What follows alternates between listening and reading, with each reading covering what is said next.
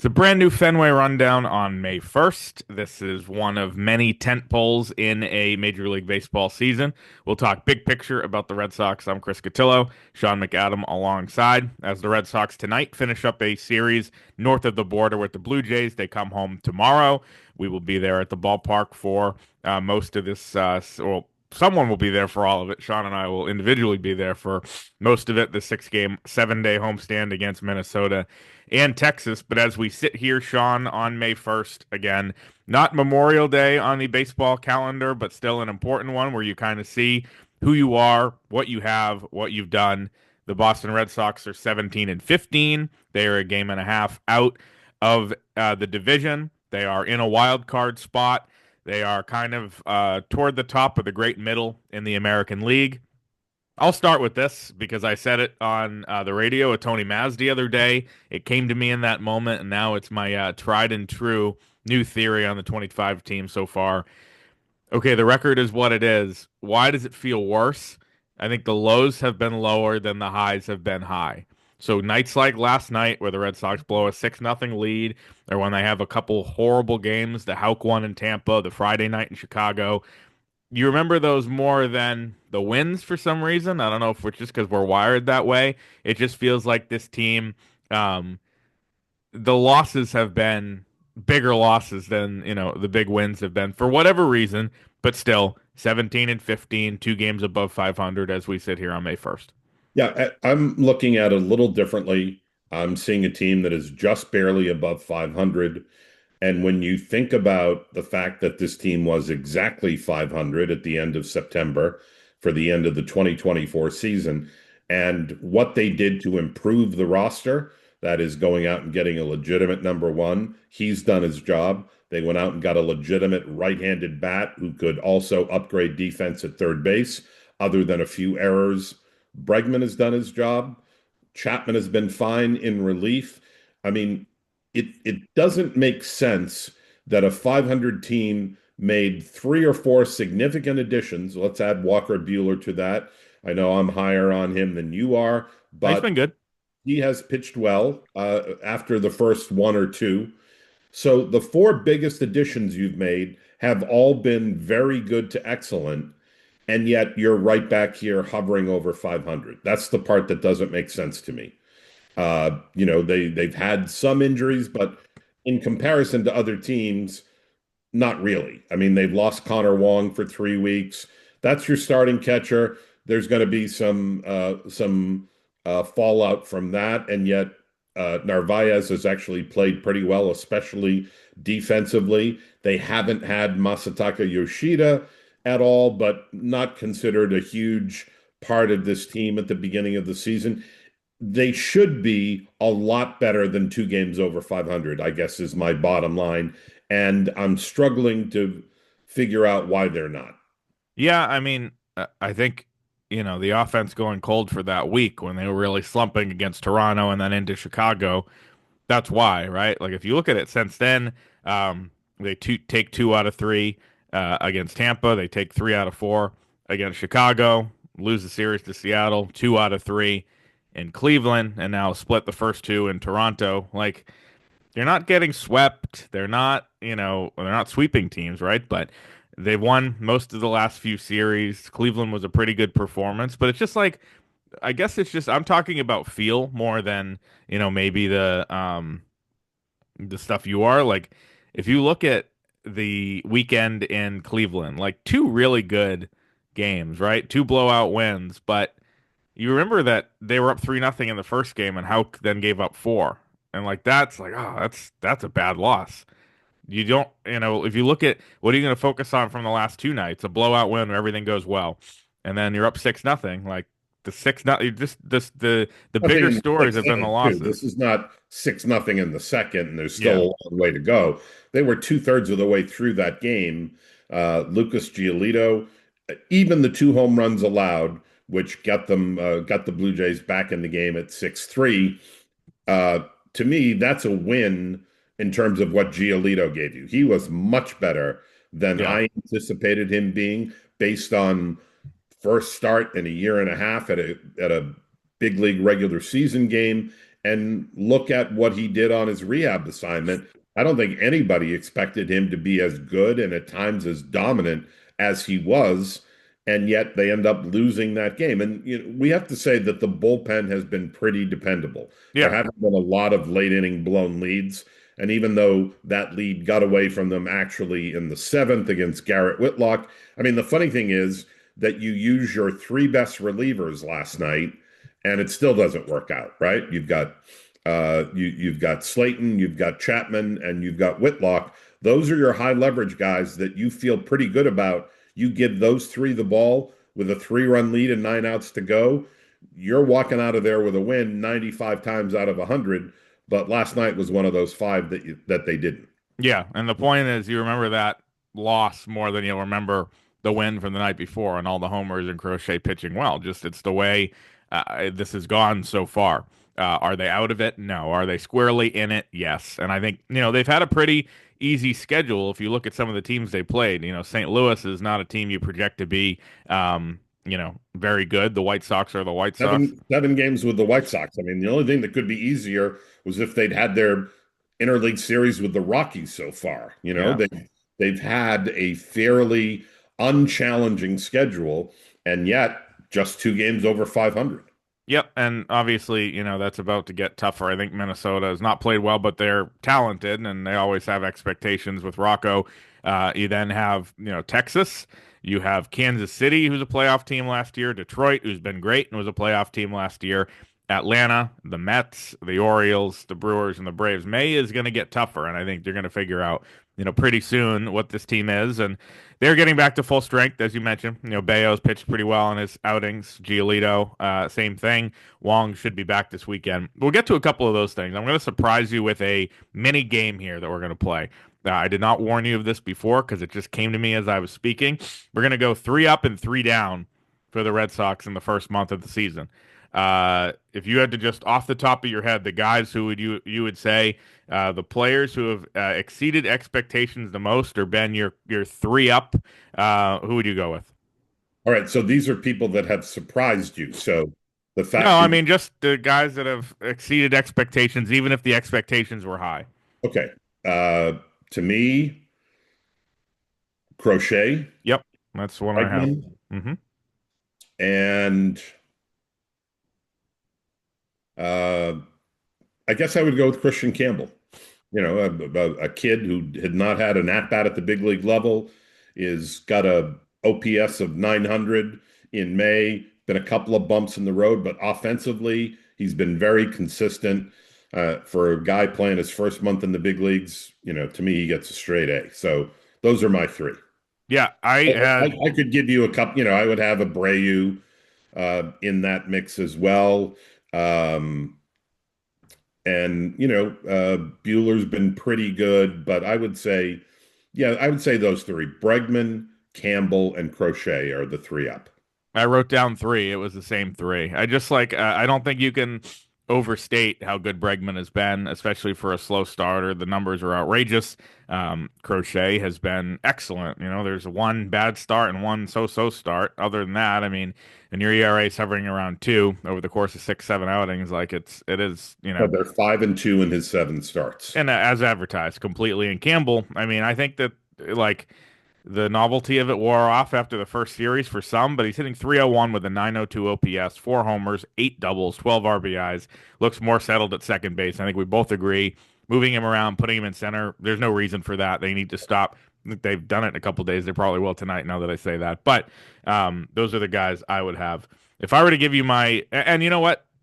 I have an asterisk as my 4th up, and this is a bad day to be giving this take, but the bullpen in general, right? I mean, I Yeah. think that it's been better than expected. You look at kind of the ERAs across the board. Chapman, Whitlock, Slayton been excellent, obviously. Bernardino's in the 2s. Winkowski's been better than you would have guessed. Wilson's been pretty good usually. Luis Guerrero's looked good. They've had some pretty good performers in the bullpen that, Weissert even. So, I'll give them that. If I were to go with my 3 down, I think Tanner Houck is the obvious number 1. He headlines that charge. It's a 758 through 6 starts. There's really, not much to say about that. He goes again tonight in a big outing. I would give you, you know, Two other guys, I think, you know, Casas is an obvious, just because of the average, not getting hits against starters and all that stuff. And I would, I debated on Devers, but the OPS is at 787. I know he's hitting the ball extremely hard, and I know this guy's gotten hot, and he's up to almost a 780 OPS. But I would give you Duran as my third down. And I know that's probably a little harsh. But I just feel like that, his prolonged slump kind of went under the radar a little bit compared to some of these other guys. But he, Yeah, for a long stretch there, wasn't doing much either. although that certainly has changed in the last 10 days, Right. and probably not a coincidence that Duran's turnaround has mirrored the Red Sox offensive explosion. Hmm. They've had a couple of games where they've scored double figures in runs. The fact that he's the leadoff guy, the catalyst, even last night on base three times. You score 6 runs, you're going to expect to win most of those games. It didn't happen last night. But to me, getting him on track offensively and starting to get on base and make things happen. He also has 10 stolen bases. That's means he's on pace for about 60, which would be double what he had last year. I think that part of his game has been somewhat underrated. Yeah, and the running game period has been excellent. Pardon me? The running game across the board Yes. has been excellent. Yep. Duran struggled defensively in the opening weeks, dropped a couple of routine fly balls in left field, hasn't been as dependable overall defensively, although he's been better the last few weeks. I suspect that too is tied to his turnaround at the plate, where he's just feeling a lot more confident about his overall game. Uh, here's another one. How concerned are you about Trevor's Story at this point? Offensively, he has a great start out of the chute, and people are saying, "Oh, this guy's finally healthy." Has a couple of multi-homer games. Uh, People are saying this is the Trevor Story they signed. Well, not the last 3 weeks. It hasn't been. No, And but he's been a super when he was even in his prime, so to speak, with the Rockies. He was super streaky like this, right? And it just, maybe it was home and road there, but I think this is what they expected. yeah, I mean, to me, the last 10 days are a little concerning. And you worry about his ability to hit elite velocity, which is everywhere now. It's not just one or two guys per staff. Particularly, you get into some bullpens and guys are routinely going 97, 98, 99, and he has trouble catching up to that. And you see that not only against the bullpen, but against some pretty hard throwing starters. He's not looked good at the plate for a while now. You're three down or who? Hauk and Casas definitely. I'm trying to think of a third that really fits Right. there. I went with Durant because I didn't think it was obvious for the record. Yeah. I mean, I would say I would not include Duran because to me the arrow is pointing way Yeah. up now and has been for the last week and a half, close to 2 weeks. So it's not ongoing. And for the exact opposite reason, I might put Story in there now because it's trending downward as we record this and was what we saw for the first 2+ weeks real, or is the last couple of weeks of a struggle more indicative of what we can expect going forward? If it is, then they have some issues in the infield. Nope, they have Marcelo Meyer, but we'll get to that when we get to that. The most striking number on Trevor's Story, I think it's easy when you look at the line: 37 strikeouts, Sean, and 6 walks. Yeah. Well, he was always a guy again who swung and missed, but made the at bats where he connected count. But there's been far less of that over the last couple of weeks. If I were to give you a guy on the three down list that I would feel bad about doing, and I do a little bit Duran because you talked me into that maybe some other candidates are better there. Um, if you were to one guy I would feel bad about doing because you can't control injuries is Connor Wong. But I think because of where we are as we sit here on May 1st, uh, injury happened. He goes into May. He only played in 9 games, but he has 2 hits, and I think he's in legitimate jeopardy of losing his stranglehold on the starting catching job. And Yeah, so, I think at the very least, Obviously, they can't platoon them because they're both right-handed. But at the very least, I can see kind of a job share coming back when Wong comes back, and it will be initially introduced under the guise of, well, we can't have him play every day, but I think it's partly designed to see can Narvaez continue to do what he's been doing, which is do an excellent job blocking, uh, framing, and handling the pitching staff and occasionally running into one for 410 feet, which you're not going to get a lot of from Wong. I mean, it's hard to make the case right now that Connor Wong should be playing a lot more when he comes back, whenever that's going to be Friday, Saturday, sometime later this week. He's pretty close. He's on a rehab assignment at Worcester. It's only a matter of a few days here. But to me, the best he can hope for right now is for Narvaez to share the job, and it's not out of the realm of possibility that he overtakes him. I agree with you. Yeah, and you know what? What's interesting about this is we spent all of last year and heading into the offseason. When's Wong going to lose his job to Teal? Then they traded him, but on the same day they acquired this guy none of us had ever heard of, and it turns out that's the guy. It looks like a shrewd trade from the Red Sox perspective. It's only been a month. Catcher defense is super important. This is something that the organization has been focused on. They changed the whole program this year. Seems like Parker Catching begin. instructor. Yep, making an impact, all that stuff. So, the you're not going to have a catcher with a 900 OPS probably in today's game. So, if you can have a guy who runs into one once in a while and gives you elite defense and doesn't have the lapses behind the plate that Wong had a year ago, I think that's pretty good. The other thing I'd say is that, like last year you saw Wong kind of hit the wall down the stretch. He had a pretty good start offensively. The wear and tear got to him. He was catching a lot, probably 4 or 5 times a week. First with McGuire as the backup, then with Jansen. If you can have a guy, if you can split it right down the middle, basically, and keep both guys fresh, that's going to help you. It's not the perfect situation for Connor Wong, who has been installed here as a starting catcher for a little while, but I think it's one that actually, makes most sense for the team. Today, also on the catching situation, we'll note Yasmani Grandal's opt-out at any moment is due. At this point, with Wong knocking on the door, it feels like, Sable's going to go down. Narvaez is going to stay up. If Grandal wants to stay, great. If not, I don't think there's a spot for him in the major league team. Yeah, I would say the play of Narvaez in Wong's absence And has the quick recovery for Wong, of course. right has lessened the urgency to Right. try to get Grandal back up to the big leagues. I know he's had a few good games offensively. He obviously has a track record, but he's also in his mid 30s now. He's not the guy he was a couple of years ago. It wasn't a bad gamble to take. There was no gamble. You bring him in and sign him to a minor league deal and have the opt out of today. I wouldn't be surprised. I mean, this guy was sitting home. He was not opting out of another deal to come here. He's actually hit pretty well, but in a limited size. Right. My guess is he agrees to stay for a little bit and sees what happens. At the very least, he's getting to showcase himself for other teams that might have a catching need. Again, he was sitting at home. He had not been in spring training with the club. So just the opportunity to play at a AAA level and showcase himself to other interested teams, you would think he would stay, but we'll find out more later. We'll end with this.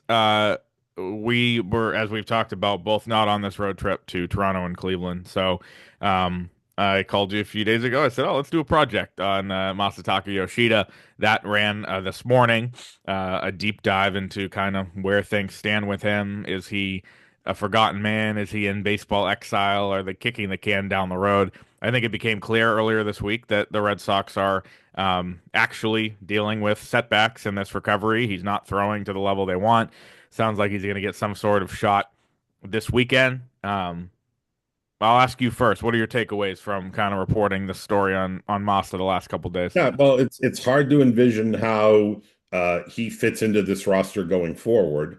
And once he's healthy, assuming that is achievable, no one seems to think there's any structural damage or that he's had some huge setback with the shoulder. In all likelihood, it's either some scar tissue or some inflammation that probably can be expected in a case like this. Once you get over that hill, then eventually, we keep using the phrase "kicking the can down the road" because that's what it seems like they were doing Hmm. until there was this revelation of a physical, obstacle here and some soreness and something he couldn't get over. Whether he gets a PRP injection or a cortisone shot, that should take care of it. But then what? He's not going to be a DH because those at-bats are reserved for Rafael Devers. It's a crowded outfield situation that does not have space yet for the best position player prospect in the game. So it's hard to think that there's going to be playing time for Masataka Yoshida, except for maybe once a week against a right-hander. You stick him in left field in Fenway, cross your fingers that he doesn't have a lot of balls hit to him, and hope that he gives you a few productive at bats. That's hardly much of a return on a guy who's due $54 million. And that, in fact, contributes to the issue that it's going to be very hard to facilitate a trade here without the Red Sox taking back a good chunk of that remaining money. Hard to see this having a happy ending for both sides. Yeah, and like I don't think that he's fully healthy and being banished until they can figure something out. I think the shoulder is still screwed up. Um, it just looked weird because they had him in spring training games. They can't just have him be a DH in the minor leagues right now because, as we wrote, he can't be optioned without his consent, which he's not going to do. And also, the rehab clock is 20 days. So if he starts DHing for Worcester, tick tock, it's just not going to be a situation that works out there. I think, you can blame Heimblum for the original signing, and I think it's fair to do. Um, but just the Red Sox have not had a fully functional roster in quite some time. Like they have just, there's always been these awkward situations. There's going to be a ton of it. Obviously, some good. This is not a great one, right? Like, they signed Bregman, and it's worked out great. But there's a lot of after effects of it, and this Yeah, is one of them. there's a domino-like effect to Devers taking up the DH spot that Yoshida used last year. That can't continue. So, as I said, looking a week, a month down the road, 2 months down the road, it's hard to see how he fits here any longer. That is the Fenway Rundown for today on May 1st. Chris Smith will have you covered in Toronto tonight, and then the three of us back at Fenway this weekend.